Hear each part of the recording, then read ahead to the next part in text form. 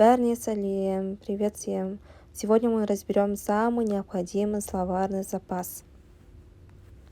Первое слово это да, я. В конце этого слова мы обязательно должны произнести Не и не и я, а и Я. Я. Жоқ, нет. Жоқ. Жоқ. Мүмкін, возможно. Мүмкін. Мүмкін. Жарайды.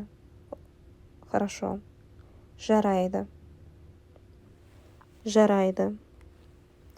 Рахмет. Спасибо.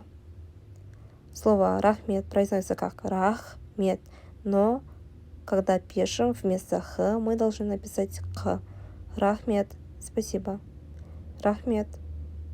Оқасы жоқ. Не за что. Оқасы жоқ.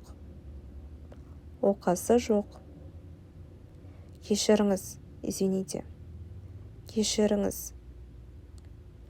Кешіріңіз. Өкінішке орай. К сожалению. Өкінішке орай.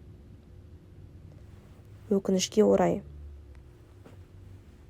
Для того, чтобы рассказать, что у вас есть какой-то предмет или его нет, мы используем слова бар, есть, или жоқ, нет.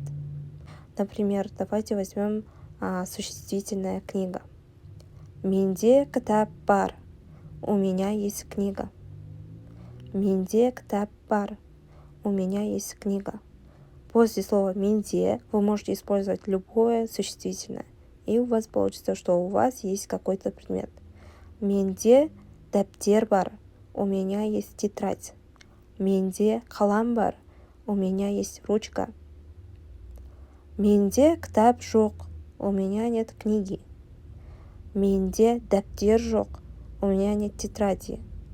Менде қалам жоқ. У меня нет ручки. Бізде кітап бар. У нас есть книга. Бізде қалам бар.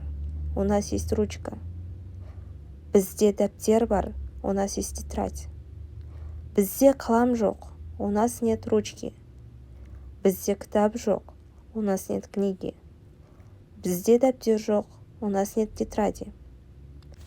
Спасибо за внимание. Желаю вам удачи в изучении казахского языка.